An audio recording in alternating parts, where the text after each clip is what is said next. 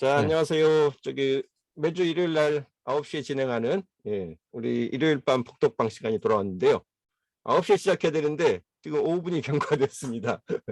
제가 낮에 분명히 다 체크를 해놨는데도 우리 리스트림 키에 문제가 생겼는지 라이브가 동시 방송이 안 돼가지고 할 수 없이 일단 줌으로 진행하면서 방송을 쏘는 거라서 우선은 줌 이 토의를 진행을 하고요. 혹시라도 방송에 조금 에러가 생기면 녹화 버전을 우리 유튜브 채널에 다시 올리는 걸로 그렇게 하도록 하겠습니다. 오늘은 10번째 시간으로 정장식 교수님 시간인데요. 지난번에 예고해 드린 대로 진행은 이전에 발제를 맡으셨던 교수님께서 호스트 역할을 맡아주시는 걸로 그렇게 하기로 했기 때문에 오늘은 지난주 발표하셨던 송영훈 교수님이 호스트가 돼가지고 진행해 주도록 하시겠습니다. 자, 마이크 네. 넘기겠습니다. 예. 안녕하세요. 예. 오늘은 제로 창업이라는 재미있는 책을 가지고 우리 정장식 교수님이 이제 발표를 하시게 됐는데요. 제로, 제목에서 듣는 것처럼 제로입니다. 아무것도 없어도 돈도 없고 뭐 여러 가지 설비라든가 뭐 이런 것도 없고 그래도 우리가 창업을 할 수 있다. 그것도 아주 멋지게 창업을 할 수 있다 하는 그런 얘기입니다. 한번 잘 들어보시도록 하시죠. 네, 우리 정 교수님한테 마이크를 돌려드리겠습니다. 네. 네, 자료 공유하겠습니다.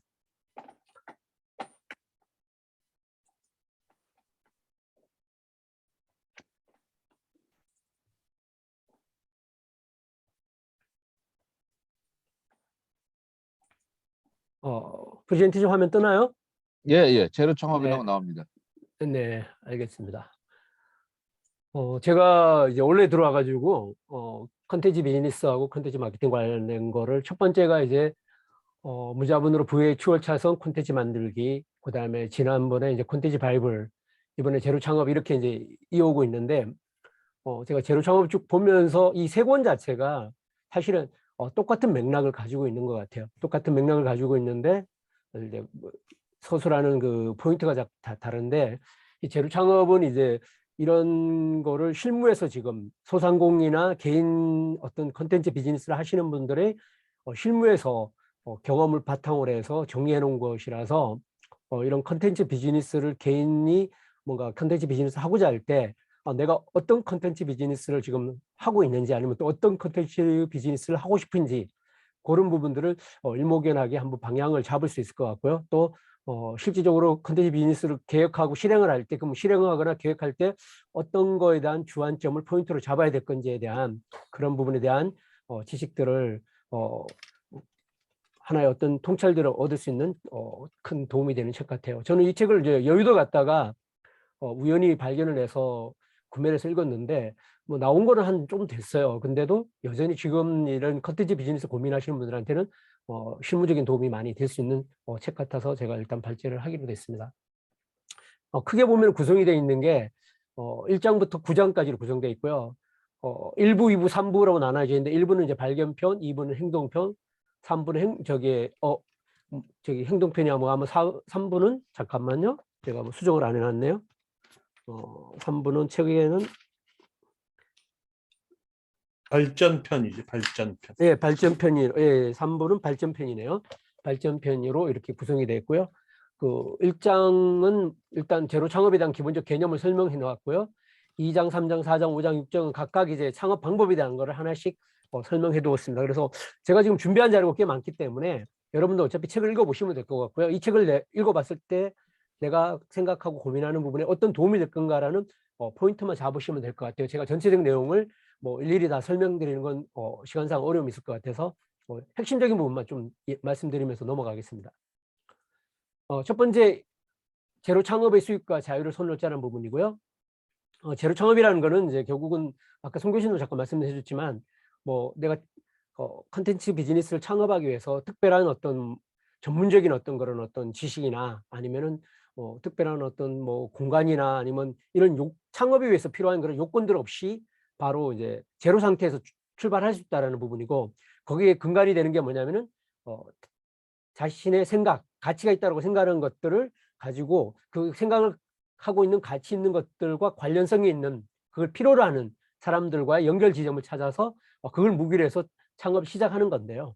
결국 뭐냐면 핵심이 자신과 고객의 지식 차이, 그 지식 차이라는 것 자체가 대단한 게 아니라 내가 먼저 경험해보고 내가 먼저 실행해보고 내가 먼저 해본 것들에 대한 그 차이, 그 작은 차이부터가 중요하다고 생각을 하는데 이게 왜 중요하냐 하면은 뭐 이렇게 뭐 전문적인 자격증을 갖춘 사람들이 전달해주는 지식들이 필요할 수도 있지만 오히려 자기와 비슷한 상황에 있는 사람들이 경험한 지식들이 훨씬 더 그 단계에서 실무를 하고자 하는 사람한테는 훨씬 공감되고 도움된다는 그 차원이기 때문에 꼭 전문적인 지식을 갖추고 전문가의 어떤 진열에 들어가지 않은 사람도 바로 이런 제로 창업을 시작할 수 있다라는 이런 측면을 이야기를 하고 있어요. 그래서 제로 창업은 당신보다 경험이 부족한 사람에게 가르쳐주고 그 대가로서 수입을 얻는 것 자체를 제로 창업이라고 이야기를 할 수 있습니다.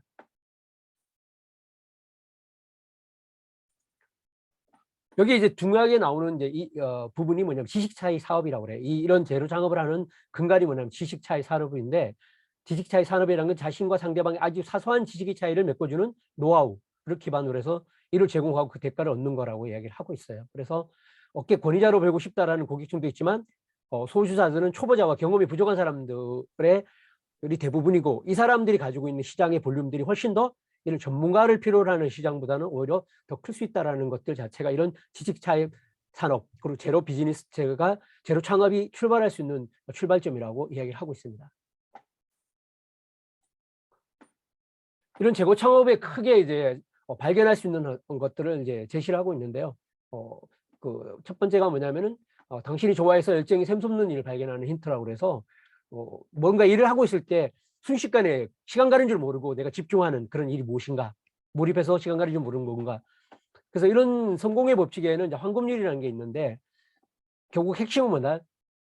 시작하는 것과 지속하는 거라는 것입니다. 그러니까 이 부분은 앞에서 우리가 했던 세 가지 책에서도 다 나오는 아래 공통적인 부분이에요. 누군가가 끈질기게 지속적으로 해낼 수 있느냐 없느냐가 결국은 성공을 가름하는 되게 중요한 하나의 핵심적인 요소라고 이야기를 하고 있고요. 그 다음에 여기 1만 시간의 법칙, 즉 하나가 습도가 있으면 최소한 어떤 1만 시간이라는 것들의 어떤 지속성들에 대한 거를 이야기를 하고 있습니다. 그래서 이런 열정 샘솟는 발견하기 위한 거를 이런 뭐 5가지 정도로 이야기를 하고 있고요. 그래서 당신이 몰입해서 시간 가는 줄 모르는 일, 자기도 모르게 기뻐하거나 기분 좋아하는 일은 무엇인가, 이런 부분에 대한 내용들을 통해서 제로 창업을 할 수 있는 아이템들을 힌트를 찾아낼 수 있다는 겁니다. 두 번째는 이제 지금까지 경험했는 일을 발견하기 위한 것들, 두 번째로는 뭐냐면은 일이든 취미든 간에 어릴 적부터 자기가 체험한 거를 쭉 시간대별로 나열을 하고 거기에서 이제 세분화해보고 정리해보는 이런 과정을 통해서 첫 번째 하는 거고요. 그렇게 해서 내가 돈을 들여서라도 배우고 싶었고 돈을 들여서라도 알고 싶어 했던 것들, 그리고 돈 쓰는데도 돈 쓰는 게 아깝지 않았던 일이 어떤 건가, 그죠? 그리고 뭐 그런 걸 통해서 돈 번 일은 무엇인가, 또 성과는 실적을 낸 일은 무엇인가, 이런 것들에 대한 거를 또 하나의 제로 창업의 중요한 힌트가 될 수 있다라고 이야기를 하고 있습니다. 그 다음에 남들에게 칭찬받았거나 남을 기쁘게 한 일, 즉 타인의 평가만이 진실이라고 그러면서 결국 이런 것들이 올려온 나만의 차별화된 나만의 영역을 만들어낸 되게 중요한 부분이고, 그런 평가를 긍정적으로 받았던 것들을 또 올려보고 그런 거를 기록해보는 것도 중요한 요소로 이야기를 하고 있습니다. 그럼 네 번째는 열등감에 대한 힌트라고 합니다. 사람들이 이제 남들한테 표현하지 못하지만 그 열등감이라는 것 자체가 자기 개발을 하고 그 열등감을 극복하기 위한 노력의 어떤 동기부여가 사실 많이 되죠. 근데 이제 이 열등감을 내 스스로가 이렇게 부족하고 힘들었고 이런 걸 꺼내기가 사실 대부분 사람은 힘들잖아요. 그죠? 그렇지만 그걸 과감히 꺼냄으로 인해서 오히려 그거와 비슷한 경험을 한 사람들에게 극복한 거에 대한 경험을 줄 수 있고 지식 차이를 만들어내므로 해서 오히려 이런 제로 창업을 할 수 있다는 걸 이야기를 하고 있습니다. 그래서 남들에게 하고 싶지 않은 이야기, 그죠? 그때 생각만 해도 이런 화가 치오르거나 슬프거나 이런 일을 오히려 역설적으로 극복해내는 것 과정에 대한 지식 차이들을 만들어낼 수 있다는 겁니다. 그리고 아무런 제약이 없다면 꼭 해보고 싶은 일, 뭐 저 같은 경우 그렇습니다. 만약에 지금 경제적 활동이나 이런 고민 안 한다면 사진만 찍고 싶어요, 사실. 그런 것처럼 뭔가가 조건이 해결했을 때 정말 하고 싶고 그거에 집중하고 싶은 일이 뭔지 그런 것들에 대한 한번 생각을 해보는 것도 이런 제로 창업에 대한 포커스를 해볼 수 있는 일이라고 이야기를 합니다. 이렇게 첫 번째가 뭐냐면 제로 창업을 하는 나만의 영역들, 그죠? 지식 차이를 발견해내는 것 자체가 가장 중요하고요. 이 부분에서는 뭐 컨텐츠 바이블에서도 첫 번째 나왔던 주제하고 똑같은 하나의 영역이라고 볼 수 있습니다. 자, 두 번째가 가장 잘하는 분야에 취미를 마음껏 살린다고 해서 이 부분이 뭐냐면 이제 여기에 이제 6가지 창업법에 대해서 나오는데 첫 번째가 컨설턴트 창업법입니다. 자, 컨설턴트 창업법은 가치 요소를 추가하면 선택받는 존재가 된다라고 그러는 거죠. 결국 지식 차이 산업이라는 건 고객에게 새로운 체험, 문제 해결의 노하우를 알려줌으로 인해서 성립되는 컨설턴트 업무라고 이야기를 하는 거예요. 그래서 뭐 이렇게 사례들이 여기 재밌는 거 이 책에서는 사례들이 다양하게 나와요. 그 사례들을 읽어보면은 우리 쉽게 이해할 수 있는 그런 사례들이 많이 나오는데 여기 한 군데 같은 경우는 이런 뉴스레터를 꾸준하게 보냈었는데 그 뉴스를 통해서 콘텐츠 매뉴얼 작성을 하는 거에 대한 거를 고객의 니즈를 파악을 한 거예요. 그래서 이제 이런 컨설턴트 작업을 시작했는데 컨설팅 작업을 시작했는데 중소기업 경영자가 어떤 일로 고민하고 있는지 어떤 메뉴를 얼마만큼 사고 싶은지에 대한 거를 질문하고 거기에 대한 거를 대응하는 거에 대한 준비를 하면서 그걸 가지고 이제 컨설팅을 하는 그런 사례고요. 그다음에 또 웹사이트라는 제작인데 웹사이트가 너무 가격 중심의 경쟁으로 가고 있는 상황이잖아요. 그래서 거절할 수 없는 제안 그리고 파격적인 제안을 한 거예요. 그게 뭐냐면 제작된 새로운 홈페이지에 3개월 이내 신규 매출이 발생하지 않을 경우 웹사이트 제작 비용을 환불해 드린다라는 제안을 했고요. 그러니까 충분히 웹사이트를 통해서 수익을 만들어줄 수 있는 거에 대한 경험들을 가지고 있었던 거죠. 그죠? 그래서 통상 홈페이지보다 3배 이상 높은 금액으로 다수 고객을 끌어들이는데 성공하고 있다는 겁니다. 그래서 결국은 핵심이 컨설턴트 창업 방법 중으로 상담의 관심이 어디 있는지를 파악하고 흥미를 관심을 갖게 제안하고 바로 그러한 것들이 컨설팅 창업의 첫 번째 출발점이고 성공적 요소라고 이야기를 하는 거 있습니다. 자, 컨설팅 창업을 보면은 결국 자기가 갖고 있는 지식을 남에게 가르쳐주면 그것은 훌륭한 노하우고 희소성이 가진 컨텐츠가 된다는 부분입니다. 그리고 진정 고객이 고충, 결핍, 그들의 어떤 상실, 미충족적인 욕구가 무엇이냐 이런 것들을 사실 이제 제대로 파악해내는 거고 거기에 대한 문제를 해결하는 방식을 제공해 주는 것 자체가 바로 컨설턴트 창업법의 출발점이라고 이야기를 하는 겁니다. 그래서 뭐 여기서도 이야기했지만 제로 창업의 핵심은 뭐냐? 어떤 사자라 같은 자격증을 가진 사람들만이 할 수 있는 것들이 아니라 고객, 즉 이런 고객이 경쟁이 없는 올리원 영역에게 당신만이 갖고 있는 정보, 지식의 차이업을 가지고 당신이 가장 강점으로 하는 매체를 통해서 전달하는 것들이고 여기서는 마찬가지지만 이제 매체를 통해서 결국 고객과 접점을 만들어내기 때문에 이런 매체를 선택해서 거기에 집중을 통해서 고객과 소통하는 것 자체가 중요한 요소라고 이야기를 하고 있습니다. 그리고 뭐 구체적인 인물을 향해 메시지를 남기라. 우리가 앞서 했던 책들도 똑같죠. 처음부터 많은 사람을 대상으로 하는 게 아니라 한 사람을 설득시킬 수 있도록 하는 또 하나의 시장에 공략하는 것과 똑같이 여기서도 구체적인 인물을 향해서 메시지를 담는다. 즉 하나의 테마, 그죠? 나만의 그 영역들, 나만의 경험의 영역들을 하는데 그 영역의 문제를 해결할 수 있는 단 한 사람의 대상으로 그 문제를 해결해 주는 방식에 대해서 구체적 페르소나를 떠올리고 그걸 통해서 그 사람을 대상으로 실질적으로 그 문제를 상담해 주고 해결해 주는 방식으로 그 이야기를 풀어낼 때 반드시 결과적으로 많은 사람의 공감을 불러낼 수 있는 이런 이메일 매거진이 될 수 있다. 이메일 매거진뿐만 아니라 뭔가 고객과 소통하는 채널 요소들이 됐을 때 그 채널에 그런 방식으로 컨텐츠를 만들고 소통하는 것들이 중요하다고 이야기를 하고 있습니다. 그러니까 여기서도 이야기하는 거지만 컨텐츠 비즈니스의 핵심이 뭐냐면은 컨텐츠를 주는데 그 컨텐츠가 누구나 만들 수 있는 컨텐츠가 아니라는 거죠. 사실 줄 때 그리고 4개 있는 것 중에 10개 중에 그냥 하나를 주는 게 아니라 정말 내가 주기 아까울 정도로 받는 사람이 가치 있게 느끼는 것들을 컨텐츠로 준비를 해야 되는 것들이 핵심이라고 요소라고 보고 있는 겁니다. 그래서 사람들이 무엇을 구매하는가 보다 누구로부터 구매하는 게 중요하기 때문에 이러한 걸 통해서 이런 사람들과의 신뢰감, 관계성을 만드는 것 자체가 중요하고 나에 대한 신뢰성, 나에 대한 관계성을 만들어 놓는 출발점이라고 이야기를 하고 있습니다. 결국 이런 이메일 뉴스레터 같은 경우의 핵심은 뭐냐면 독자에게 여기도 나왔지만 너무 받기 미안하다, 뭐라도 답례하고 싶은 마음이 싹틀도록 하는 것. 이런 부분은 우리가 뭐 저기 소셜 할 때도 마찬가지잖아요. 그죠? 약간 부채 의식을 갖게 만드는 거죠. 그죠? 계속 내가 찾아가서 좋아요 누르고 댓글 달아주면 나도 뭔가 그분한테 해줘야 될 것 같은 그런 부채의식을 갖게 만드는 거죠. 그죠? 그리고 이제 또한 시범 컨설팅을 하거나 세미나를 개최해 본다라는 거고, 그 다음에 결국은 이런 걸 아무리 잘 만들고 잘 준비되더라도 결국 읽어주는 사람이 없으면 그 콘텐츠는 존재하지 않는다. 결국 검색 엔진에서 SEO가 똑같은 거죠. 그죠? 노출되지 않는 콘텐츠는 없는 거나 마찬가지인 것처럼 결국 내가 만들어진 이런 올리원의 콘텐츠, 그죠? 제대로 된 가치 있는 콘텐츠도 그걸 읽어줄 수 있는 타겟과 접점이 만들어질 때, 그리고 그게 소비될 때 가치가 있는 거라고 보시면 될 것 같아요. 자, 품을들을 고객 후보를 모으는 방법을 해가지고 여기는 이제 사실 이제 이런 지금 이 책이 나온 때가 코로나 이전이고요. 또 그때만 하더라도 이렇게 소셜 미디어가 발전됐지만 그래도 좀 더 이게 오프라인 중심의 비즈니스가 많이 활성화된 일본 상황을 근거로 해서 이야기를 하고 있는 부분이기 때문에 약간 그런 갭 차이는 있다라는 걸 전제로 하고 이 책을 읽으시는 게 좋을 것 같아요. 그래서 명함이나 이메일 매거진을 등록한다, 홈페이지는 이메일 모집 폼을 만든다. 이건 어떻게 보면 디지털 마케팅 가장 기본적인 요소죠. 그죠? 홈페이지를 기반으로 해서 고객의 접점을 만들고 고객과 소통하는 이런 것들을 만드는 거에 대한 기본이 있는 거죠. 그죠? 여기도 4번이 지금 뭔가 수정하는데 수정이 빠졌네요. 그리고 이렇게 품을 들여서, 즉 이런 걸 우리가 뭐냐면 전문 용어로 내가 육성하는 그 채널이죠. 그죠? 그리고 온드 미디어라고 하기도 하고, 그죠? 내가 직영하는 채널들로 하든지, 아니면은 돈을 들여서 하는 방법으로 광고를 통해서 하든지, 또는 이제 여기서 많이 강조하는 게 어플리에이트 쪽을 많이 강조를 해요. 어플리에이트를 통해서 서로 내가 타겟으로 할 수 있는 잠재 고객의 수요를 갖고 있는 사람한테 그런 프로젝트 같이 제안해서 그 사람들을 통해서 수익을 창출하는 이런 어플리에이트 프로그램에 대해서 상당히 많이 다양한 방식으로 제안을 하고 있습니다. 네.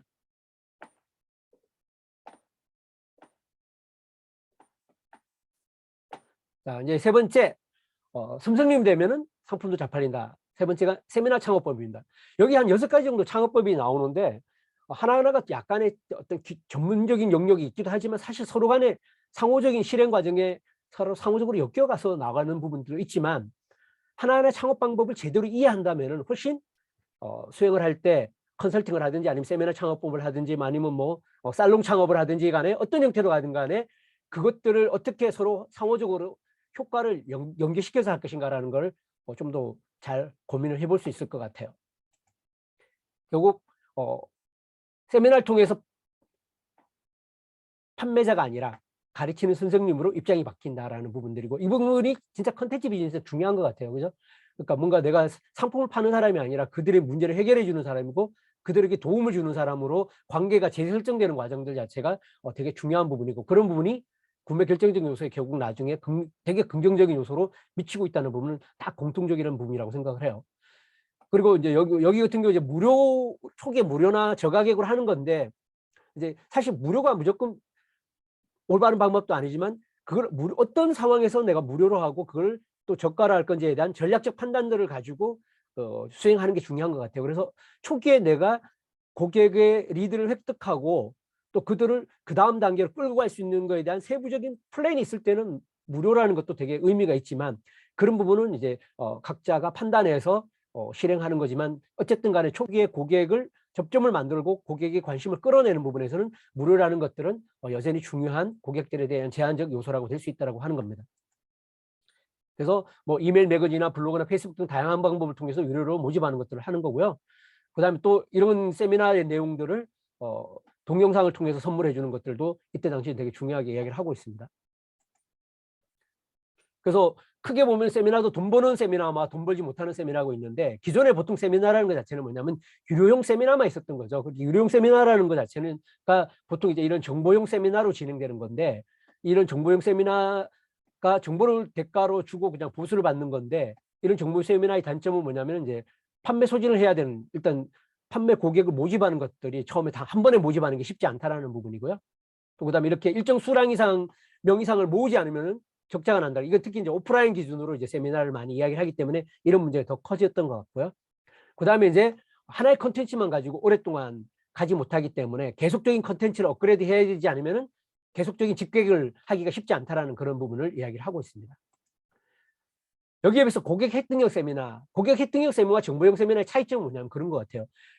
고객 획득형 세미나는 처음부터 고객을 바로 판매를 시작하는 게 아니라는 거죠. 우리가 고객을 처음에는 무료로 주거나 아니면 저가로 주거나 해서 고객의 처음에는 고객의 정보를 획득하고 정보를 주면서 고객과의 관계를 만들고 관계를 통해서 신뢰를 만들면서 점점 유료 세미나, 고가 세미나로 고객을 끌어갈 수 있도록 하는 방식, 그게 대한 방식이 바로 여기서는 고객 획득력 세미나를 이야기를 하고 있는 겁니다. 그래서 이름도 없는 당신에게 돈을 내고 배우고 싶은 사람은 소수라는 거죠. 그죠? 그래서 뭐 이런 1, 3회 정도는 참가비 무료를 모집하는 것도 좋다라고, 이래서 무료라든가 뭐 저가라든가 이런 다양한 방법을 통해서 결국은 내 컨텐츠를 보고 들을 수 있도록 하고 그 컨텐츠가 자기가 필요한 걸 각성할 수 있도록 하는 거를 어떻게 관계성을 만드느냐라는 것들은 중요한 출발점이라고 보시면 될 것 같아요. 그래서 세미나 앞서 모두 참가자하고 커뮤니케이션을 한다.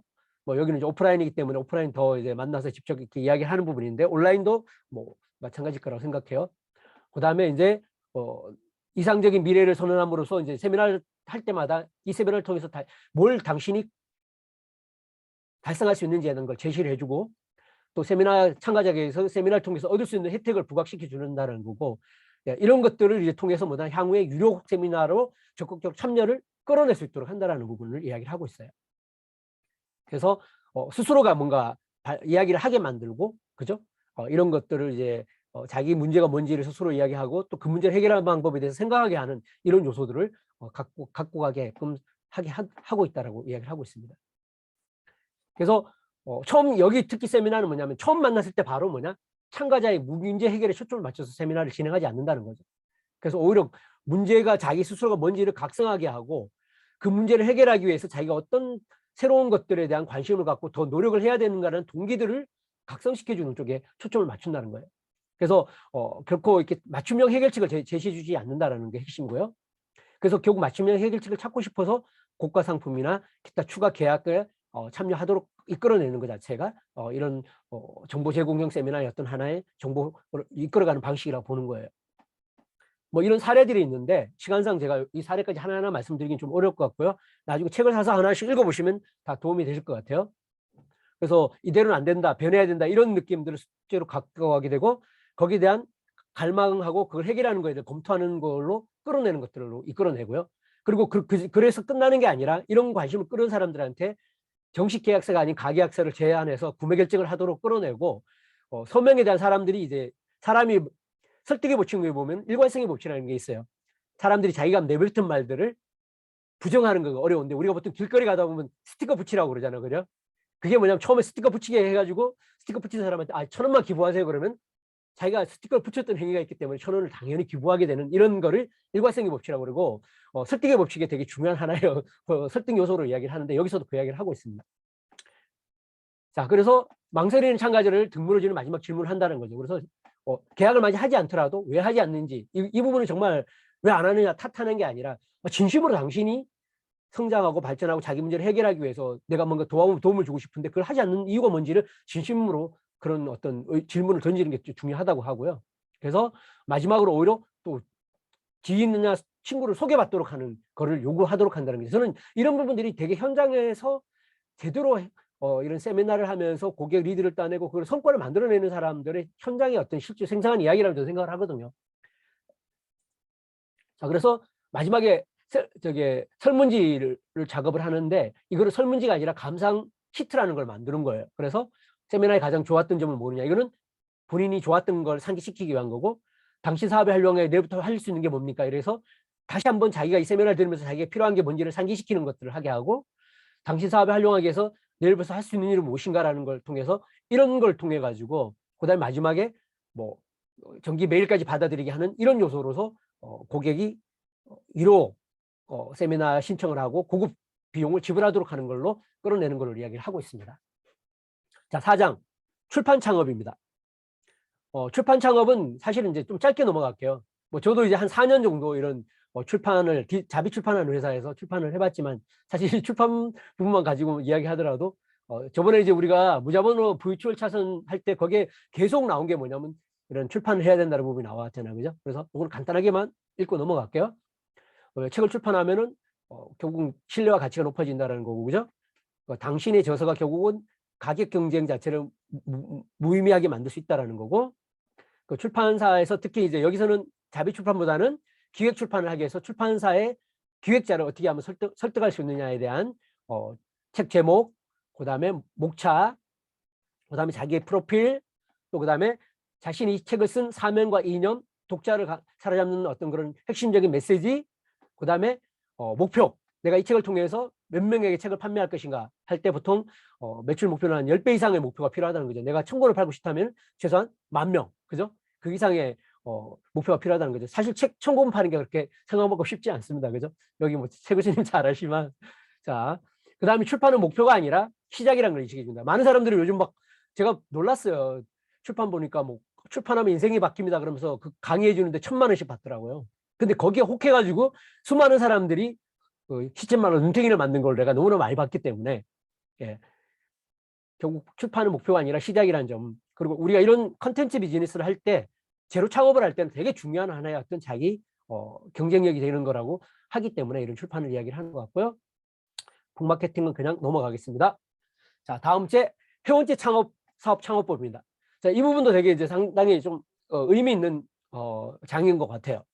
그래서 회원제 창업을 성공적으로 이끌어내면은 결국 회원이 뭐냐면 월 또박또박 내기 때문에 그 안정적인 수입을 받게 되면은 매출 압박에 해당되고 그만큼 자신은 컨텐츠 개선하는데 시간을 투자할 수 있다는 장점을 가지고 있는 것들이고요.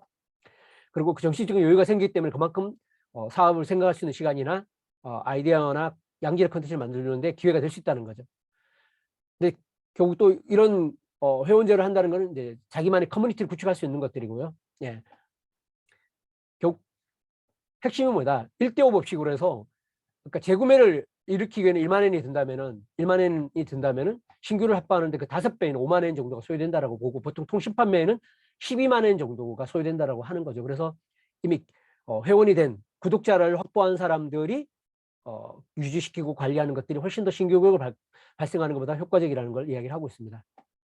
여기에 이제 콘텐츠 제공형이냐 도구 제공형이냐라는 부분인데, 요즘 사실 이제 오픈 채팅방, 카카오톡 채팅방으로 이용해서 많은 분들이 사실 이런 콘텐츠 제공형 회원제 창업을 많이 하고 계신 것 같아요. 그래서 이런 회원 형태의 콘텐츠 제공형과 도구 제공형이 있는데, 도구 제공형 같은 경우도 요즘 많이 좀 보이는 것 같아요. 그래서 첫 번째 콘텐츠 제공형 회원제 사업은 콘텐츠를 제공함으로써 회원의 사업의 성공을 지원하는 거고요. 회원이 알고 싶어하는 것들, 관심 고민거리에 대해서 그 주제에 맞춰서 계속 콘텐츠를 만들어가는 거라고 보면 되는 거고요. 여기 H사 같은 경우는 이제 기업과 관련된 걸 하는데, 이걸 혼자 하는 게 아니라, 혼자서 컨텐츠를 만드는 게 아니라 4명의 컨텐츠를 분화해서 하고 있는 거예요. 그래서 4명의 전문가가, 1명은 지압 기술을 전문하는 사람, 1명은 직객을 하는 사람, 1명은 환자 커뮤니케이션 노하우를 공개하는 사람, 1명은 회계 지식을 갖고 있는 사람이, 이 4명이 1회 DVD로 만들어서 각지의 세미나를 개최해야 하는데, 월 6개월만 한 1,200만 원이면 한 1억 2천 정도 되는 거죠. 그죠? 이런 어떤 비즈니스를 콘텐츠 제공형으로 진행을 하고 있다고 하고, 일본에는 이런 콘텐츠 제공형이 상당히 활성화되어 있는 것 같아요. 특히 이제 이런 비대면 환경이 되면서 더 이렇게 활성화되고 있는 사례들이 많이 보이는 것 같아요. 도구 제공형이라는 거는 뭐냐? 시스템이나 도구를 제공함으로써 회원들 사업에 향상되도록 지원하는 도구 제공형 사업 모델이라고 생각을 하고요. 뭐 지금 최기문 교수님 준비하고 있는 프론트 CRM 같은 경우도 이런 도구 제공형도 될 수 있을 것 같고, 이태원 교수님이 지금 하고 계시는 도구를 통해서 하는 이런 것도 도구 제공형이 될 수 있는 것들이 아닐까 저는 생각을 해요. 그래서 도구 제공형 사업의 모델은 장점은 한번 일단 시스템 도구를 사용하게 되면은 편의 때문에 탈퇴하기 쉽지 않다라는 부분이고요. 그다음에 일단 시스템이 만들어지면 회원 유지하는 데에서 지속적으로 콘텐츠를 만들어야 하는 거에 비해서 이런 정보 제공형보다는 훨씬 더 효과적으로 비용이 덜 든다라는 이런 장점이 있다라고 이야기를 합니다. 그다음 세 번째는 뭐냐면 독서회나 세미나 회원제를 운영하는 방법으로 해서 사람이 모이는 공간에 이벤트 주제형 세미나를 형태를 통해서 회원제를 운영을 하는 경우가 있고요. 뭐 이런 아침 모임이나 또는 뭐 요즘 북클럽 같은 거 만들어 가지고 유료 북클럽을 만들어서 운영한다거나 이런 것들이 다 이런 세미나 회원제를 운영을 통해서 하고 있죠. 그죠? 특히 요즘 보니까 뭐 새벽에 하는 이런 것도 많더라고요. 그죠? 그런 식으로 이벤트 주제형을 가지고 회원 모드를 추천하는 것들입니다. 그리고 회원제 사업의 운영의 핵심은 뭐냐면 운영자의 깊은 관계가 중요하고 결국 그게 쌓이면은 하나의 어떤 운영자가 인플루언서로 영향을 갖게 되는 요소가 된다고 보시면 될 것 같아요. 자, 이런 거 부분에서 뭐 노하우나 이런 거는 그냥 넘어갈게요.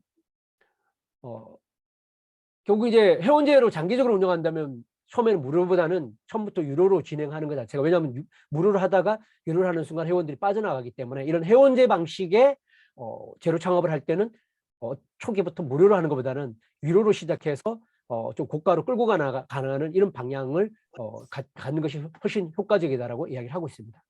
그래서 여기서는 파소나 법칙이라고 그러는데 첫 번째가 뭐냐면 문제점을 명확히 하고 문제를 불거지게 하는 것들을 이제 자기의 문제가 무엇인지를 각성하게 하는 거죠. 그죠?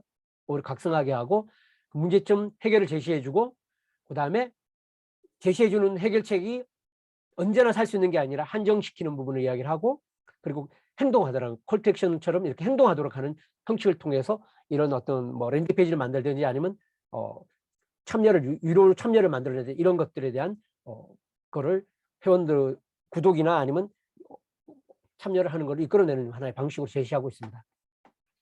그래서 여기서 중요하게 이런 회원제의 핵심이 뭐냐면은 결국 10%의 지속률 차이가 천국과 지옥을 오른다는 거죠. 그러니까 뭐냐면 신규로 가입하는 자와 회원 이탈자라고 했을 때 이 범위 내가 결국 어떤 쪽이 회원 이탈자가 10% 많으냐 신규 가입자가 10% 많으냐에 따라서 이 사업이 유지되느냐 실패하느냐는 갈림길이 만들어진다라고 여기서는 이야기를 하고 있습니다. 자, 거울의 법칙을 효과적으로 활용한다. 결국 이런 회원제 같은 경우 뭐다? 당신의 커뮤니티에 여기 있으면 안심감이 생긴다. 즐겁다. 힘이 난다. 편안하다 같이 이득을 보고 있다. 또 오고 싶다 같은 이런 긍정적 감정이 일어나고 회원 이탈을 억제할 수 있다는 부분이 중요하기 때문에 이러한 요소를 결국 회원제는 잘 활용하는 게 중요한 요소로 이야기를 하고 있습니다. 자, 다음은 제6장 코칭 창업법입니다. 자, 앞에 컨설팅 창업법과 코칭 창업이 유사한 듯 하면서 차이가 있습니다. 한번 살펴보는 게 그러면 사람들은 일반적으로 이게 코칭이라는 사업과 컨설팅이라는 사업과 아까 뭐 또 기타 회원제나 뭐 이런 여러 가지 방법들이 있는데 이런 코칭이라는 게 어떤 건지를 한번 살펴보는 것도 의미가 있는 것 같아요. 여기서 이제 코칭이라는 건 고객의 목표 달성과 꿈을 실현하기 위해서 지원하는 일이라고 정의를 하고 있어요. 자, 컨설팅은 대안을 주는 거거든요. 문제 해결의 대안을 일시적으로 주는 거지만 코칭은 스스로가 자기 문제 해결 방법을 찾아 나가도록 옆에서 도와주는 것들이라고 보시면 될 것 같아요. 그래서 코칭을 시작할 때는 전문 분야가 필요 없다라고 이야기를 하는 거죠. 왜냐하면 잘 코칭하는 방법만 알아도 사실 코칭을 할 수 있다는 거죠. 그 답은 상대 안에 있다라는 전제에서 코칭에게 출발되기 때문이라고 이야기를 하고 있습니다. 자, 여기는 뭐 사례 같은 경우는 배식업체 파견 사원이 50만 원의 코치가 된 것들, 그러니까 이제 그렇게 부정적인 생각을 갖고 있다가 결국 자기만의 코칭 방법이라는 거를 하는데 이분의 코칭 특징은 뭐냐? 처음에 코칭이라는 걸 이야기하지 않고 그분의 문제를 들어주고 그분 스스로가 자기 문제를 생각하게 만드는 걸 도와주면서 몇 번 도와준 다음에 제가 당신한테 지금 해드린 게 코칭입니다. 그러면서 그 코칭을 받고자 하는 것들에 대한 거를 끌어내는 방식을 통해서 효과적으로 코칭을 하고 있답니다. 자, 코칭 창업을 성공하기 위한 차별화 포인트는 뭐냐? 전문성을 갖는 것이다. 앞에는 전문성이 필요 없다 그랬잖아요. 그죠? 근데 왜 전문성을 가져야 되느냐? 결국 경쟁이 치열해지고 타인보다 내가 차별하기 위해서는 아까 우리가 처음에 제로 창업을 위해서 나만의 핵심적인 차별적 영역을 만들어내는 것 같은 그런 차별적 영역을 만들어내는 것들 자체가 중요하다고 보는 거죠. 그죠? 그래서 이런 전문성이라는 걸 어떻게 만들어지냐. 엄청난 지식과 또 아니면 내가 뭐 라이센스가 아니라는 거죠. 여기서 보면 이제 전문성을 발견한 힌트라는 건 첫째 업계, 뭐 음식, 자동차 같은 이런 거를 특화하는 것, 직종, 영업맨, 연구개발, 네일아트 같은 이런 직종을 전문화하는 것, 계층, 사장 대상, 신입사원 대상, 3년 5년차 대상, 매니저 대상, 그죠? 그다음 지역, 그죠? 기법, 그죠? 뭐 예약 기법, 신고 개척, 클로징, 그죠? 장르, 육아, 연애 같은.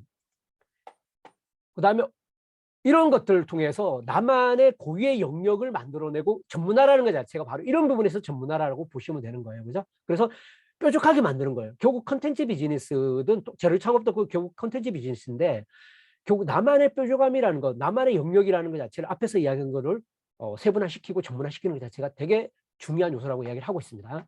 그래서 건축사무소 같은 경우도 자기 가지고 있던 건축사무소 경험을 통해서 이런 걸 전문성과 코칭이라는 걸 통해서 성공을 이룬 사례를 보여주고요. 자동차 업계 같은 경우도 자동차 업계에서 자기가 했던 이런 어떤 서비스 했던 경험이나 아니면 고객 지원했던 경험을 바탕으로 해서 그런 업계 자동차 찾아서 외국 업계에 성공한 사례 같은 경우도 이야기를 하고 있습니다. 결국 집중하면 전문성이 보인다는 거죠. 결국 넓히지 말고 집중해야 된다는 겁니다. 자, 뭐냐면 모든 사업을 다 하는 게 아니라 중소기업 사장 이렇게 하면 훨씬 전문성이 있어 보이는 것처럼 대부분 사람들은 사업을 시작할 때 가능한 넓은 사람, 넓은 시장을 겨냥한다지만 이거 커다란 문제라는 거고요. 그죠? 집중하면 집중할수록 고객은 늘어나고 그다음에 예비 반응이 다가온다는 겁니다. 이게 마케팅의 철칙이라는 거고 제로 창업에서도 제일 중요한 철칙이라고 보시면 될 것 같아요. 그래서 무료 코칭을 유료 코칭을 만드는 방법을 통해서 이제 나오는 건데 무료 코칭을 할 때는 먼저 상대방을 안고 있는 고민거리나 문제점에 대한 거를 실현 달성하고 싶은 꿈을 먼저 알아내야 되고 그 부분을 가지고 이야기를 해주는 거고요.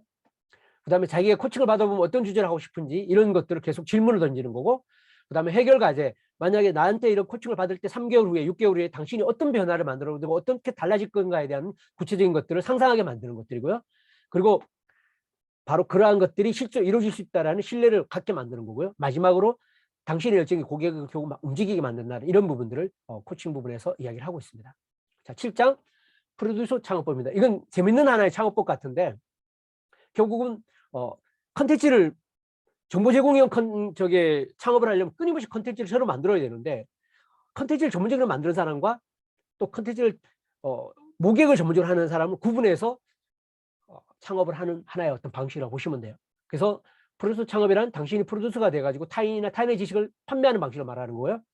결국 이 지식 차이 산업의 핵심들을 잘 활용을 하는 겁니다. 그래서 나는 내가 갖고 있는 장점에 집중하는 형태로 창업을 하는 게 프로듀서 창업이라고 보시면 됩니다. 그래서 지식을 갖고 있는 사람과 접객을 하고 있는 사람을 역할 분담을 하는 창업법이고요. 콘텐츠 부분이 전문가한테 맡기고 당신은 프로듀서를 담당을 한다는 거죠. 그래서 첫 번째는 콘텐츠 홀더. 콘텐츠 홀더라는 건 그런 콘텐츠를 전문적인 어떤 그걸 만들 수 있도록 하는 그런 전문가를 콘텐츠 홀더라고 이야기를 하고요. 콘텐츠 홀더를 방문했다면 그 다음에 해야 되는 판매할 콘텐츠를 그 콘텐츠가 갖고 있는 콘텐츠 홀더가 갖고 있는 콘텐츠 중에 어떤 콘텐츠를 판매할 건지인가 정하고요. 그 다음에 실질적으로 이제 판매를 하는 거죠. 판매를 해서 유입을 만들어내고 구매 전환을 만들어내도록 하는데 내가 콘텐츠를 만들 때보다 이 프로듀서 방법이 효과적인 게 뭐냐면 내가 콘텐츠를 만들어서 그 콘텐츠의 유입을 만들어 볼 때보다는 내가 프로듀서를 하게 되면 훨씬 더 다른 사람 콘텐츠를 판매하기가 훨씬 더 사람들이 쉽다고 얘기합니다. 실질적으로 해보면은 남의 걸 파는 게 훨씬 쉽대요. 자기 걸 파는 것보다. 왜? 내가 내 스스로 내 자랑을 하는 것보다는 타인의 걸 끌어내는 게 사람의 기본적 심리 같아요. 그런 부분을 이야기하고 있는 것 같습니다. 그래서 수익 배분은 50% 정도 하는 걸로 하고 있고요. 자, 이제 8장 살롱 창업법입니다. 네, 방법 중에 마지막 방법인데 제목이 살롱찰롱이라서 좀 특이한 것 같지만 사실은 이제 우리가 많이 하고 있는 거죠. 그래서 살롱 창업은 지금까지와 반해서 하나 다른 건 뭐냐면 시술이라는 것이라는 하나의 서비스가 포함된다는 특징을 갖고 있는 거고요. 보면 이런 건강 계열, 뷰티 계열, 라이프 계열, 매너 계열 이런 여러 가지 것들 우리가 주변에서 이미 많이 일어나고 있는 어떤 창업 방법들이고요. 푸드 계열, 테라피 계열, 스피리추얼 계열, 그다음에 비즈니스 계열, 자금 계열 이런 것들인데 결국 핵심은 뭐냐? 자격 유무는 사업 성패에 그다지 중요하지 않다라고 이야기를 하고 있어요. 그래서 직객과 재구매를 올리는 기술이 정말 핵심인데 직객만 잘한다면 어떤 사업도 굴러가는데 여기 특히 이 사업도 중요하다라고 이야기를 하는 거예요. 그래서 이런 직객을 하는데 필요한 팁들을 이야기를 하고 있습니다. 결국 이제 모든 디지털 마케팅의 B2C든 똑같지만 사실은 이런 부분이 매출이라는 건 결국 뭐냐? 고객 수와 방문 수, 방문 빈도 또는 객단가에 따라서 결국 수익이 결정나는 거죠. 이 세 가지 중에 어떤 거 하나만 더 확대시키더라도 수익이 나는 거죠. 그죠? 그래서 매출을 2배로 늘린다고 그럴 때 각각 세 가지를 1.27%씩 늘리면 2.04, 2배의 어떤 매출이 만들어지는 거거든요. 그죠? 그래서 고객 수를 2.7배로 늘리고 방문 빈도를 2.7배로 늘리고 객단가를 2.7배로 늘리면 매출이 2배가 되는 거예요. 그래서 내가 고객의 매출을 늘리기 위해서 어떤 쪽에 더 집중할 것인가라는 것들에 대한 방법들을 고민하는 거죠. 예를 들면은 광고로서 고객을 늘리는 건 고객 수를 증대시키는 거죠. 유입을 증가시키는 거죠. 여기 햄버거 사러 온 사람한테 햄버거보다 감자튀김도 드세요 하는 거는 객단가를 높이는 거고, 그죠? 근데 다음에 올 수 있는 거는 쿠폰을 주면서 재방문을 촉진하는 거 뭐냐? 구매 빈도를 높이는 거라는 거죠, 그죠? 그리고 첫 방문 검자한테 감사 페이지, 생일 페이지 젖혀서 재방문 빈도를 높이는 거예요. 우리가 이제 사실 일상적으로 하고 있는 거지만 이 세 가지 관점에서 그걸 어떻게 하고 거기에 대한 거를 어떤 효율이 달라지는가를 바라볼 때 실제 수익률이 어떻게 그것이 반영되는가라는 걸 좀 더 객관적으로 바라보는 지표를 가지고 판단하는 게 중요하다고 이야기를 하고 있고요. 자, 여기서는 마사지를 받으러 오는데 건강 마사지를 받으러 오는 사람들한테 뭘 파느냐? 비계를 파는 거예요. 그죠? 비계를 팔아서 당신이 아무리 그냥 몸을 하더라도 잠잘 때 똑바른 잠을 못 자면은 별로 도움이 안 된다. 이런 이야기를 하는 거거든요. 그래서 객단가를 높이기 위한 요소를 곳곳에 마련해 놓는다는 거죠. 그럼 내 비즈니스 살롱 창업에서 객단가를 높이는 방법, 그죠? 방문 빈도수를 높이는 방법, 이런 것들을 어떻게 내가 설계할 것인가, 이런 거에 대한 고민들을 해볼 수 있는 중요한 포인트라고 생각해요. 자, 이분 같은 경우는 이제 트레이너인데 트레이너만 갖고는 차별이 안 되니까 뭐다? 40대 전후에서 날씬다리 만들기를 차별을 했다는 거죠. 그죠? 그래서 10살 적게 보이는 체형 만들기, 날씬한 다리 만들기 코시 같은 경우로 전문화를 통해서 이런 어떤 살롱 창업법을 통해서 성공적으로 이뤄냈다고 이야기를 하고 있어요. 자, 마지막 직계법입니다. 이 직계법은 그냥 전체적인 거가 아니라 여기 특성 있는 것만 간단하게 나오기 때문에 금방 끝낼게요. 그죠? 무엇보다 뭐 나의 고객 누구지? 이거는 모든 마케팅의 기본이죠. 어디에 있는지, 그죠? 이런 것들을 확인하는 것들이 중요하다 이야기를 하고요. 그다음에 자신의 고객을 이미 갖고 있는 고객들, 그 사람과 연결되는 것. 아까 얘기했던 그 어플레이트 같은 경우를 활용하는 것 자체를 이런 걸 많이 이야기를 하고 있어요. 그다음에 온라인에서 스스로 기본적이고 인터넷 뭐 활용하는 게 중요하다고 이야기를 하는 거고요. 광고 같은 경우 오가닉 뭐 네이버, 구글이나 이런 데 검색 결과에 나오도록 하는 거, 그다음에 CPC 광고, 매거진 이런 걸 중요하게 이야기를 하고 있습니다. 그다음에 오프라인의 가장 즉효성, 즉 뭐 내가 먼저 가까운 지인들한테 먼저 내 비즈니스 서비스를 제공하고요. 그분들이 거절하더라도 아까 질문하는 방식을 통해서 왜 안 하는지에 대한 거, 그러다가 마지막에 가서 결국 뭐나 가까운 사람 소개받는 것까지도 이런 어떤 고객하고 상담을 해서 끌어내는 방식에 대한 나름대로의 어떤 전문성들, 상담 스킬을 키워나가는 것도 중요한 요소로 이야기를 하고 있습니다. 그래서 이런 어플레이트를 통해서 상당한 성과를 거두고 있다라고 이야기를 하고 있어요. 여기서는 일본 사람들은 이런 거에서 협력이 잘 되나 봐요. 네. 그리고 여기 이제 유튜브를 잘 활용하는 게 특히 이제 중요하고 있고, 유튜브에서 무엇보다 이제 뭐 3분 5분에서 올리는 걸 이야기하고 대표 키워드를 통해서 상위 랭킹하는 것 자체가 뭐 중요한 요소로 보고 있고, 이걸 통해서 이분은 많은 유입 성과를 만들어내고 있다라고 이야기를 하고 있습니다. 그리고 이제 뭐 영업과 아웃소싱은 직객을 통해서 아웃소싱 해버린다. 그러니까 내가 정말 잘할 수 있는 것들을 통해서 집중을 통해서 결국 이런 제로 비즈니스를 성공적으로 이끌어내는 것들이 중요하다라고 이야기를 하고 있어요. 자, 그래서 온라인에서 중요한 거는 매력적인 무료 신청을 서비스를 제공해 주는 거고요. 이걸 통해서 예비 고객을 확보하는 거고, 가치 있는 정보를 주는 거예요. 여기서 결국 핵심으로 이야기하는 게 뭐냐, 가치 있는 정보입니다. 그냥 어디서나 얻을 수 있는 정보를 줘서는 아무 소용이 없다는 거예요. 정말 내가 돈 받고 받은 사람이 이건 돈 받고 사도 하나도 안 아까울 정도의 가치 있는 정보를 주는 게 중요하다고 생각을 하고 있고요. 그래서 이렇게 좋은 정보를 받아도 될까? 10만 원 이상의 가치가 있다. 이런 가치 있는 정보를 줘야 된다는 거예요. 그리고 더 높은 수준 정보를 알고 싶다는 생각이 들도록 해야 되는 거고요. 자, 여기서는 이런 마케팅 코칭 과정을 통해서 뭐 수억 원의 어떤 그런 매출을 만들어내는 실질적 경험들을 가지고 있는 것에 대한 사례를 들고 있습니다. 그래서 마지막 시트입니다. 프로모션 성공에 가장 중요한 건 마인드 세트라는 거죠. 그죠? 그래서 결국은 이런 걸 성공시키기 위해서 마음가짐이 철저하게 뭐냐면 기부 정신이라는 거죠. 주는데 그냥 대충에 주는 게 아니라 정말 제대로 된 거를 내 잠재 고객들의 문제를 해결하고 그들이 스스로가 그 문제를 해결하는 데 도움이 되도록 하는데 정말 필요한 걸 줘야 되고, 최초의 콘텐츠, 무료 콘텐츠 품질에 따라서 되게 중요하다는 거예요. 첫 번째 정말 주는 콘텐츠를 양질의 콘텐츠를 줘야 된다고 이야기를 하고 있어요. 그래서 이건 정말로 무료로 제공해도 될까 할 정도의 수준, 가장 아끼고 가장 내놓고 싶지 않은 정보를 무료로 내놓는 할 정도로 이런 마인드 세트가 스스로 돼야만이 이런 제로 창업 부분에서 의미 있는 결과를 만들어낼 수 있다고 생각을 합니다. 그러니까 기부 정신으로 무료 콘텐츠를 제공할 수 있는가라는 걸 스스로에게 물어봐야 이 제로 창업을 내가 성공할 기본적인 마인드 세트가 되어 있는가라는 걸 판단할 수 있다고 합니다. 그래서 모든 비즈니스는 결국 최초 한 명으로 시작한다. 그래서 한 명의 고객을 감동시키고 한 명의 고객을 확보하는 것부터 시작해서 비즈니스를 만들어가는 게 이 제로 창업의 핵심적인 요소다라고 이야기를 하고 있습니다. 자, 이상으로 제로 창업에 대한 전체적인 발제를 마치도록 하겠습니다. 공유 풀겠습니다. 네. 수고하셨습니다. 네, 감사합니다. 제로 창업에 대해서 이제 그 실제 이 책을 구조를 보면은 앞에 제로 창업이 어떤 거다, 어떤 특징이 있다, 그리고 어떻게 발굴한다 이런 게 나와 있고, 맨 끝에는 직택하는 요소, 그리고 사실 그 가운데 있는 것들은 7가지 창업에 대한 그 사례들로 이렇게 채워져 있거든. 그래서 이 책을 쓴 저자는 자기가 쓴 거는 사실은 한 3분의 1 정도 되는 것 같고, 나머지는 다 다른 사람들이 얘기를 채운 게 아닐까 그런 생각이 좀 들더라고요. 자, 정 교수님 이제 책을 정리해서 발표를 하셨는데 소감은 어떠세요?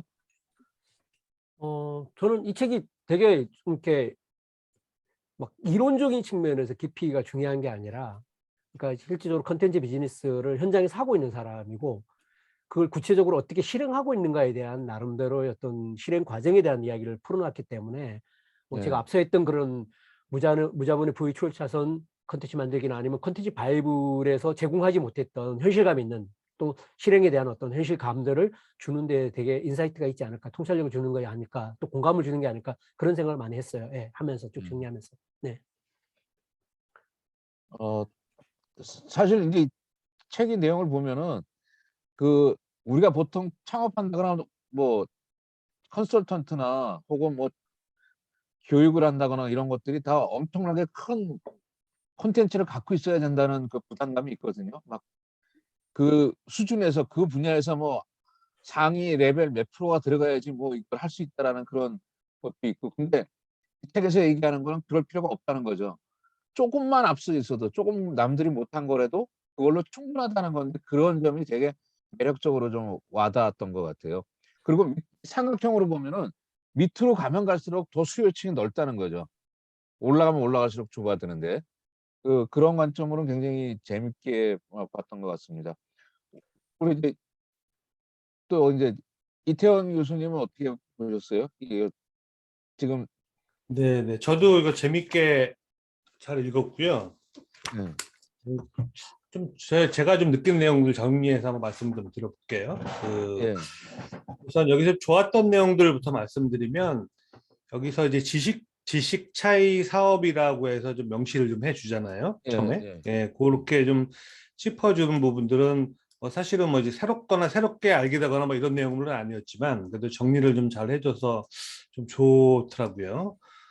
늘 느끼는 거지만 이제 사실 시장의 수요라는 거는 이제 그 중급, 고급 수요자들보다는 초보자들을 위한 수요가 가장 많으니까, 예, 초보자보다 조금만 더 많이 하면 사실 가르칠 수 있는 거거든요. 오히려 더 친근하게 좋을 수 있는데, 근데 하나 좀 우리가 생각해야 될 부분들은, 그러면 초보자를 가르칠 수 있는 사람이 초보자였는데 뭐 배워가지고 조금 더 아는 사람이 가르칠 수 있느냐면 사실 그런 거는 좀 아니거든요. 예, 왜냐면 기본적으로 뭐 공부 조금 해서 가르치는 뭐 그런 초급 벗어난 단계나 이게 아니라, 기본적으로 어떤 경험을 해서 성과를 낸 사람들, 그런 사람들이 말하는데 좀 신뢰를 좀 줄 수 있다는 그런 이야기잖아요. 그 우리나라에서 대표적으로 그런 서비스, 커뮤니티 서비스 중에 타링이라는 서비스 한번 들어보셨을 것 같아요. 예, 예, 네, 타링 서비스가 다른 서비스하고 좀 다른 점은, 원래 타링이라는 어원 자체도 그 잉여 탈출 이런 의미거든요. 그러니까 내가 다른 사람보다 조금 잘하는 경험을 가지고 있는 것들을 사람들에게 가르쳐 줄 수 있도록 해라. 뭐 이런 거니까. 그래서 거기 오히려 타링에서는 뭐 한 십몇 년 동안 전문적으로 뭘 하는 전문가 같은 경우는 오히려 그 잘 맥을 못 추더라고요. 오히려 그 뭐 조금 익혀가지고 성공한 대학생 이런 사람들이 성공을 좀 하는 것 같아서, 어떻게 보면 이제 또 이제 말한 내용 중에 컴플렉스에 대한 부분도 좀 많이 와닿았고요. 기본적으로 컴플렉스에 이제 관심을 좀 잘 가져서 그걸 어떻게 극복을 했는지 자체가 본인의 경험과 노하우가 되고, 그것들이 다른 사람들에게 어떤 스토리로서 뭐 감동을 주면서 어떤 문제 해결했던 경험으로 큰 좀 뭐랄까 좀 더 어필할 수 있다는 점, 그런 부분도 좋았었고요. 네. 그리고 재밌게 느꼈던 부분 하나는 79페이지에 나오던데, 세미나에서요, 이제 참가자들에게 어린 시절 이야기를 유도하면 효과적이다 하는 부분이 재밌더라고요. 왜냐면 순수한 어린 시절의 추억을 얘기해서 막 사람들이 얘기하면 사람들이 그래 나도 그랬지라고 생각하면서 뭔가 어릴 때부터 알고 지낸 사람 같은 친근감을 느낀다는, 뇌과학적으로 그런다는데, 그런 부분도 좀 재밌었고, 그러면 이제 요새 같은 온라인 시기에서는 좀 어떤 얘기를 좀 해야 될까? 그러니까 갑자기 뭐 중학생 때 어린 시절 때 얘기를 꺼내면 약간 이제 뜬금없긴 하지만, 그러면 그렇게 좀 사람들의 뇌과학적으로 뭐 이렇게 끌 수 있는 재밌는 것들이 뭐 있을까, 이런 좀 생각처럼 좀 들더라고요. 그리고 이제 또 저는 좀 딱 보면서 많이 좀 인사이트를 얻었던 부분은, 이제 회원제 사업 창업 중에서 도구 제공형 그 부분에 좀 네. 이제 많이 좀 느꼈어요. 그러니까 지금 사실 뭐 좀 여기 하시는 게 비슷하잖아요, 지금. 비슷한데 그 랜드보드, 부분들 네. 그러니까 비슷한데 그 부분을 좀 정확히 좀 정리가 된 상태에서 좀 해야겠다는 생각이 들어요. 정리가 될 것 같은데 사실 좀 이게 좀 개념 정리해야 될 게 우선 컨텐츠 제공형 도구 제공형 중에서 컨텐츠 제공형은 다들 알잖아요. 뭐 쉽게 말해서 가르쳐 주는 건데 사실 도구 제공형이 도구 사용법을 알려주는 게 도구 제공형은 아니거든요. 예, 기본적으로 도구나 여기서 이제 책에서는 도구도 있지만 또 시스템이라고 같이 설명을 해서 꼭 어떤 프로그램 같은 것뿐만이 아니라 어떤 시스템 그러니까 예를 들어서 뭐 운영을 좀 대신해 준다든지 템플릿을 제공해 준다든지 이런 시스템까지 같이 도구라고 좀 말하는 것 같은데 그래서 도구 제공형 저는 도구가 좀 많이 있으니까 가지고 있는 게 많이 있으니까 완전 도구 제공형으로 좀 딱 정리해가지고 좀 해야겠다는 생각이 이 책을 보면서 가장 좀 크게 느꼈던, 크게 뭐랄까 도움이 됐던 그런 부분 중에 하나입니다. 그리고 이제 마지막으로 좀 현실에 맞지 않는 부분들도 몇 가지 좀 말씀을 드릴게요. 그래서 읽는 분들이 좀 도움이 되실 것 같아서. 또 세미나 창업법에 이제 오프라인 위주로 많이 나와 있잖아요, 여기는. 그리고 그래서 끝에 보면 막 클로징 하는 것까지 막 이렇게 나오던데, 그건 뭐 아무래도 이런 뉴 노멀 시대에는 좀 이렇게 딱 맞는 건 아닌 것 같다는 생각도 드는 거고, 그러니까 새겨서 보셔야 될 것 같고. 이제 출판 창업법 보면 이제 뒷부분에는 출간하기 위해서 뭐 출판사 담당자에게 이런 식으로 어필해야 된다, 이런 거 나오는 거는 사실은 이 제로 창업의 취지보다는 그냥 구색을 맞추려던 것 같고, 또 이제 회원제 사업 창업법에서 이제 팩스 DM 부분이 좀 많이 나오는데 뭐 우리나라는 팩스 거의 사용 안 하잖아요. 일본은 그 팩스 문화가 일본은 굉장히 많이 많이 사용하죠. 그러니까 예. 예. 상당 부분 이제 거기서 한 몇 페이지다 한 대여섯 페이지 정도는 많이 지면을 할애해서 좀 설명하긴 했지만 뭐 우리나라에선 쓸데없는 부분이 물론 이제 거기에 있는 어떤 포인트 정도는 참고할 만하지만 우리께는 안 맞다는 생각하고 또 이제 마지막으로 정말 마지막 코칭 창업법에 대한 부분들은 이건 좀 핀트가 좀 안 맞다는 생각이 좀 들어요. 왜냐하면 여기 나와 있는 코칭이라는 거는 사실 코칭이라는 게 그냥 아무나 할 수 있는 게 아니거든요. 잔소리하는 게 코칭이 아니기 때문에 기본적으로 어떤 코칭 프로그램도 좀 이수하고 많은 코칭 경험이 있어야지 이런 코칭을 할 수 있는 거지 잔소리하고 가르치는 건 사실 컨설팅하고 뭐 다르지 않거든요.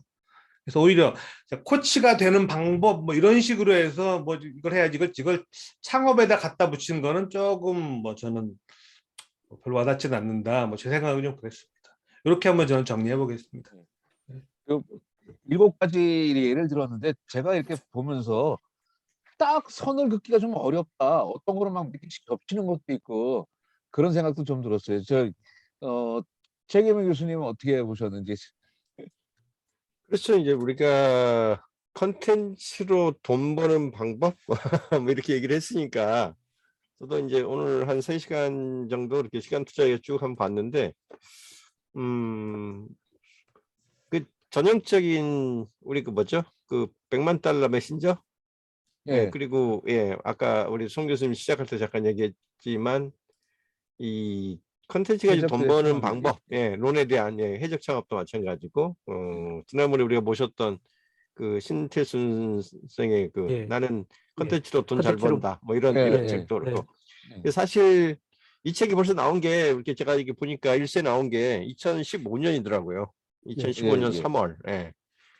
그러니까 뭐 지금으로 치면 벌써 한 10년까지는 안 됐어도 최소한 한 6, 7년 이상 지난 책이고 그러다 보니까 아까 우리 이태영 교수님 잠깐 얘기했던 것처럼 그 이미 그 팬데믹 시절 이전의 얘기들 오프라인 중심의 그 대면 영업이라든가 그런 것들을 통해서 사람과 사람 간의 어떤 관계십을 통해서 좀 더 한 사람의 우리 찐 팬, 찐 고객으로부터 시작해서 거기에 어떤 성공 경험을 가지고 계속 그 직객, 그러니까 모객이라고 또 우리가 얘기하는 거죠. 이게 자기 팬들을 늘려나가는 방식으로 일정 정도 규모가 되면 그걸로 이제 바로 돈벌이가 될 수 있다. 이제 이런 식의 그 되게 이제 희망적인 그런 방식을 쓰는데 이제 방법론에 대한 거는 성 교수님 말씀하신 것처럼 약간 그 딱히 이게 경계선을 딱 긋기가 어려운데 그래도 카테고리를 하자니 이런 방법들을 통하는 게 이런 그 컨텐츠를 확산시키고 그 유료 고객들을 만들어내는데 도움이 되는 것 같다라고 쭉 정리를 좀 해놓은 것 같아요. 그리고 특히 이 프로듀스 방식이라고 하는 부분 이제 그렇게 해놨지만 실제로 그 프로듀스 방식이 그 제가 요새 많이 보는 것 중에 하나가 뭐냐면 우리 그 카카오톡 이렇게 하시는 분들 계시면 그 오픈 채팅방 그 가입하신 분들 많이 계시죠.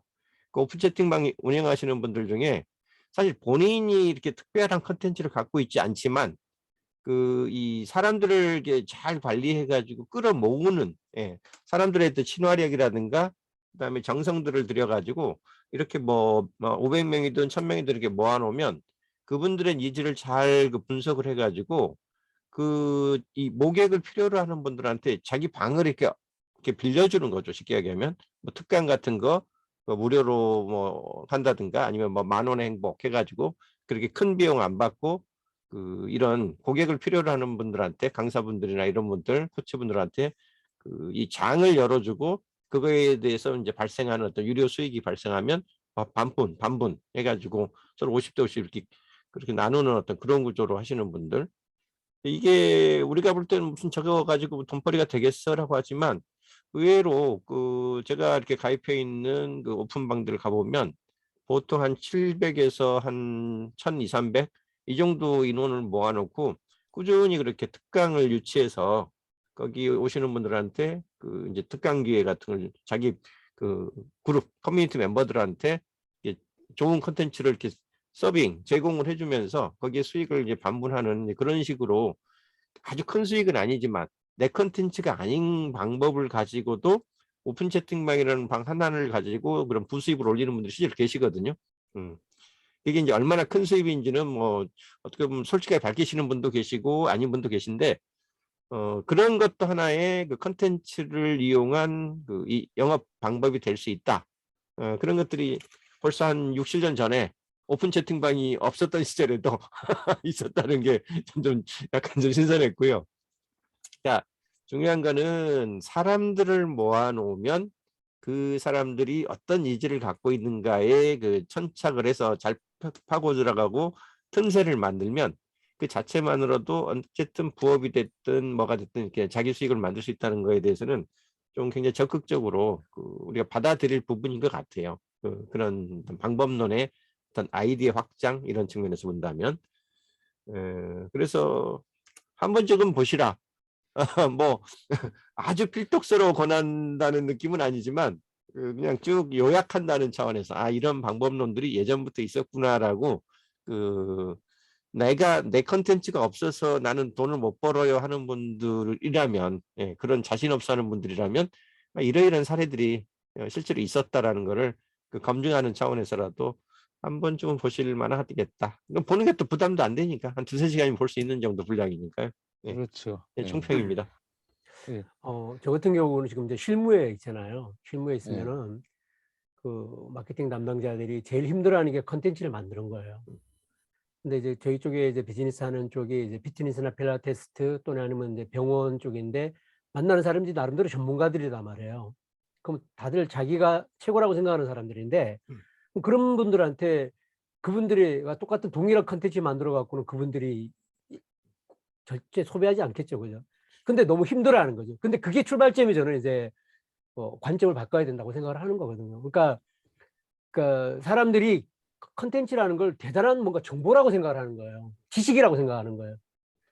근데 저는 요즘 이제 옛날에는 지식만 갖는 것 자체가 경쟁이 됐고 지식만 갖는 게 하나의 어떤 솔루션이 됐단 말이에요. 근데 지금은 지식은 차고 넘치는 거잖아요, 사실. 그죠? 너무 많아서 문제인 시대인데 그러면 그래서 저는 이 경험이라는 게 되게 중요하다고 생각하는 게 그런 지식의 지점이 고객이 어떤 문제에 있는가를 알면은 그 문제를 어떻게 해결하는가에 대한 하나의 큐레이션 같은 방식을 통해서도 그분한테 뭔가 그런 어떤 해결책이나 고민을 풀어가는 방식을 얼마든지 도움을 줄 수 있는데 관점이 거기에 천착되지 않고 자꾸 뭔가 지식을 만들어 주려고 하니까 안 맞는 거예요. 지점이 안 맞는 거예요. 사람들 고민이. 그러니까 그런 면에서 아까 뭐 송 교수님도 말씀하셨지만 내가 컨텐츠 비즈니스나 컨텐츠 마케팅을 할 때 난 잘 몰라요. 난 그거 언제 공부해요? 이런 거에 대한 출발점들 자체가 관점을 바꾸는 게 되게 중요하다. 왜냐하면 시대가 바뀌고 있고 소비자들이 무엇이 그 사람들한테 실제로 도움이 되느냐라는 거는 대단한 지식과 정보가 아니라고 생각을 하는 거죠. 사실 그 한 걸음 더 나가기 위해서 딴 사람이 어떻게 경험했고 어떻게 실패했고 하는 이런 게 더 큰 그들에게 영향을 미칠 수 있고 선택할 수 있도록 하는 경험의 지식이 될 수 있기 때문에 그런 관점에서 바라볼 때 훨씬 더 다른 많은 어떤 고객과 소통할 수 있는 컨텐츠 비즈니스뿐만 아니라 컨텐츠 마케팅을 할 수 있는 고객과의 어떤 관련성 있는 커뮤니케이션을 하고 그걸 통해서 고객의 경험을 제공하는 비즈니스에 큰 도움이 될 수 있다고 생각하고 그런 관점에서 저는 그런 어떤 문제의식에 대해서는 여기서 좀 다시 한번 상기할 수 있었던 좋은 기회라고 저는 생각을 해요. 예. 그러니까 그리고 자기 그리고 눈으로 자기를 알아보는 게 아니라 내 얘기를 들을 사람들의 눈으로 예. 필요한 걸 예. 찾아서 예. 제공해 줘야 맞아요. 되는데 예. 그렇지 못하니까 좀 문제가 된다는 거죠. 정 교수님 지난번에도 그 말씀하셨잖아요. 뭐냐면 네네. 그 직원들이 컨텐츠를 만드는 거를 어려워하고 잘 모른다라고 하셨는데 사실은 그거는 이제 말 몇 마디 가지고 이렇게 딱 깨가지고 만들기는 어렵고 컨텐츠 만드는 방법에 대한 교육 같은 거라도 좀 보내서 교육을 전문적으로 받아야 될 것 같아요. 그것들은 물론 교육받지 않은 사람들도 감이 있어서 알아서 만들 수 있는 그런 스토리텔러, 이야기꾼이라면 좀 자연스럽게 만들지 몰라도 도저히 컨텐츠를 어떻게 만드는지 모르는 사람들에게 말 몇 마디 가지고 사고 전환을 주기는 좀 어렵지 않을까 하는 생각이 들어요. 예, 이제 저기 우리 게스트로 들어오신 분들 우리 한 명씩 함 선생님 예 안녕하세요. 예. 근데 처음부터 못 들으셨죠? 예. 예. 유튜브로 이게 오늘 문제가 있어가지고 유튜브로 스트리밍이 안 나와가지고요. 저희가 나중에 예. 그냥 VOD로 다시 올리려고 그러거든요. 네네, 고맙습니다. 그래서 그런 문제가 좀 있었고요. 그래도 중간 수업도 좀 들으셨던 것 같은데 저기 홍순원요? 예. 어디 혹시 들으시고 뭐 하실 말씀 있으면 좀 한번 해보시죠. 예. 마이크 키시고요. 제가 지금 장사를 하면서 수업 듣다 보니 왔다 갔다 하면서 들어서 화면을 껐다 켰다 했어요, 제가. 그래서 예. 그게 좀 애로사항이 있었고 집중을 하려면 저도 VOD 주시면 한번 다시 들어봐야 될 것 같습니다. 예, 고맙습니다. 네. 제가 이 책을 보면서 일단 두 가지 정도 이렇게 생각을 했는데요. 하나는 다 7가지 경우를 얘기했지만 성공한 사례들을 얘기했어요. 근데 얼마나 많은 사람들이 똑같은 노력을 했을 때 성공을 했을까? 이런 식으로 하면 된다? 그럼 다 될까? 그런 질문이 하나 생겼고요. 또 하나는 제로 창업이라 그러는데 진짜 제로일까 이게?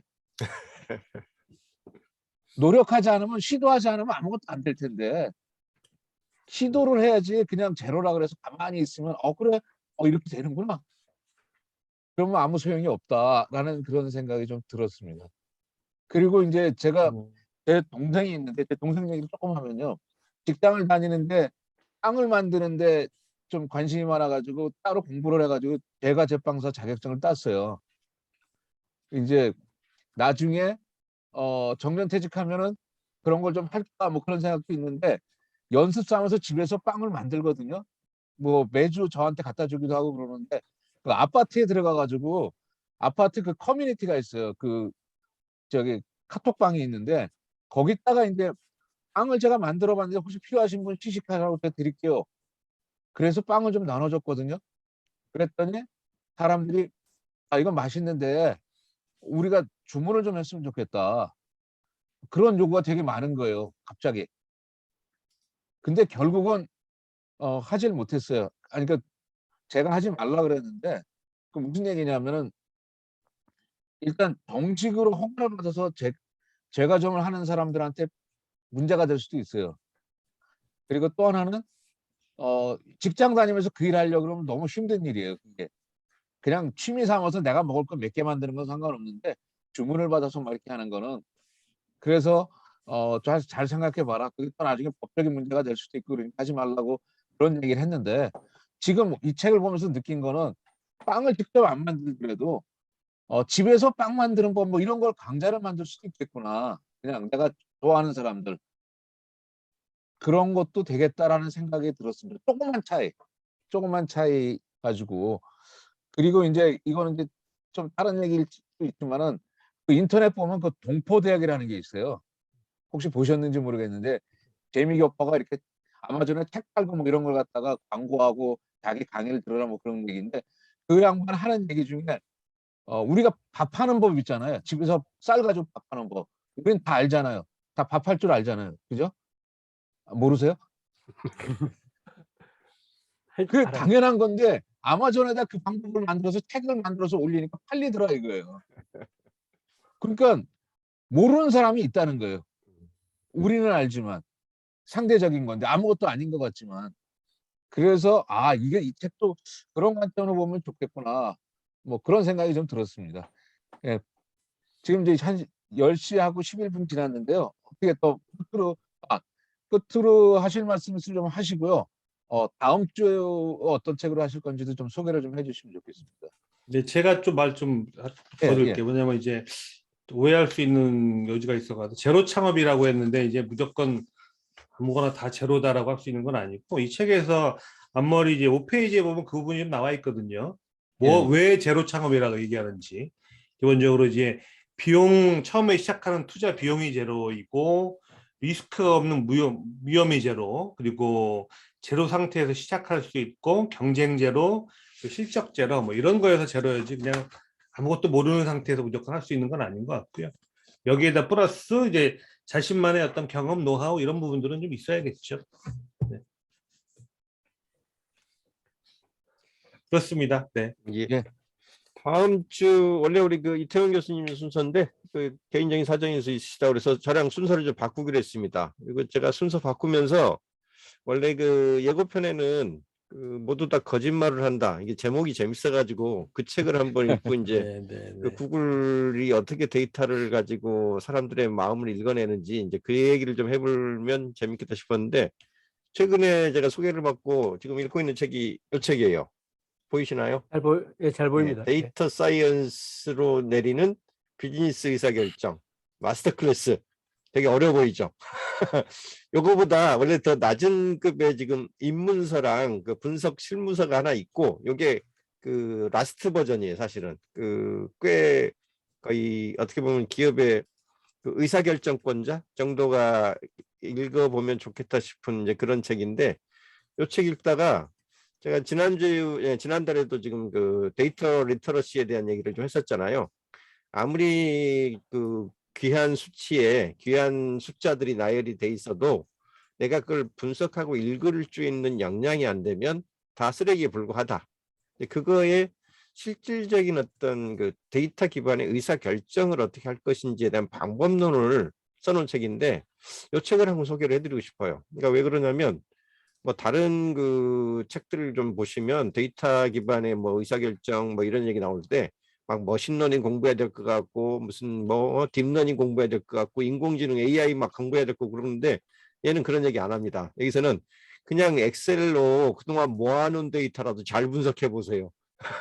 그거 가지고도 충분히 할 수 있어요라고 얘기를 하거든요. 그래서 데이터에 기반한 의사결정이라는 걸 너무 어렵게 접근하지 말자. 대신 방법론을 알아야 된다. 기본적으로 데이터를 어떻게 만들어야 되고 어떻게 수집해야 되며 거기에 어떤 방법론을 적용할 때 실제로 몇 퍼센트의 정확도로 어떤 결과나 미래를 예측할 수 있는지를 그 한번 그 이렇게 수학적 방법론이나 그다음에 이미 만들어져 있는 공식들을 가지고 우리도 한번 적용을 해보자. 그래서 엑셀에 함수식 몇 개만 가지고도 우리의 어떤 미래의 그 뭐 매출 예측이라든가 그다음에 어떤 방법론을 우리가 택할 것인가를 익힐 수 있다라고 이렇게 전하는 그런 책이라서 여러분도 한번은 꼭 좀 봐주면 좋겠다 싶은 그런 생각이 들었어요. 제가 한 지금 3분의 2쯤 읽었는데 마저 읽고 좀 정리해서 다음 주에 일요일 밤에 함께 좀 나눠보고 싶습니다. 네. 그거는 판매하는 데가 별로 없네요. 오프라인 매장에서는. 예, 요 마소 캠퍼스 책들이 네. 다 그 자기네가 만들어서 직접 거의 주문제 판매식으로 하기 때문에 홍보는 네. 하는데 실제로 그 이 매장에는 거의 안 깔려 있어요. 광화문에 한 권, 광화문에 한 예, 권 있는 걸로 나와 있고. 매대에는 거의 안 네, 깔려 있고 홍보만 하기 때문에 제목 읽혀가지고 예, 주문하면은 예, 배송은 옵니다. 예, 그래서 다음 주에는 저기 이걸로 예, 만나겠습니다. 해 교수님이 좀 자세히 자료를 만드셔가지고요 안 사더라도 예, 할 그래야 수 될 있게 것 해주시면 같아요. 좋겠네요. 예. 그것도 좀 공지해 주세요. 우리 우리 예. 복덕방에서 우리가 지금 발제 자료로 사용하고 있는 그 발표 자료. 슬라이드를 우리 회원제 예. 형식으로 예. 월 회비 납부하시는 분들한테는 2만 원. 예. 예전에 우리 예. 뭐 세라방 그 회비처럼 내시는 예. 분들한테는 나중에 이렇게 모아서 공유해 드리는 걸로 했으니까. 네. 알았습니다. 예. 네. 자, 더 하실 말씀 없으면 그럼 오늘은 그 제로 창업에 대해서 정 교수님 발표하신 그 책에 대해서 논의하는 걸 여기서 이제 마치도록 하겠습니다. 여러분 수고하셨습니다. 수고하셨습니다. 예, 수고하셨습니다. 유튜브 라이브에 좀 이상이 있어서 직접 그 현장 라이브는 못 해드렸는데요. 오늘 이 줌 토의한 거는 녹화가 됐으니까요. 녹화 그 버전 다시 저희 소셜스쿨 채널에 올려가지고 공유하도록 하겠습니다. 예, 수고들 많으셨습니다. 다음 주에 예, 뵐게요. 수고하셨습니다. 예. 고맙습니다. 예.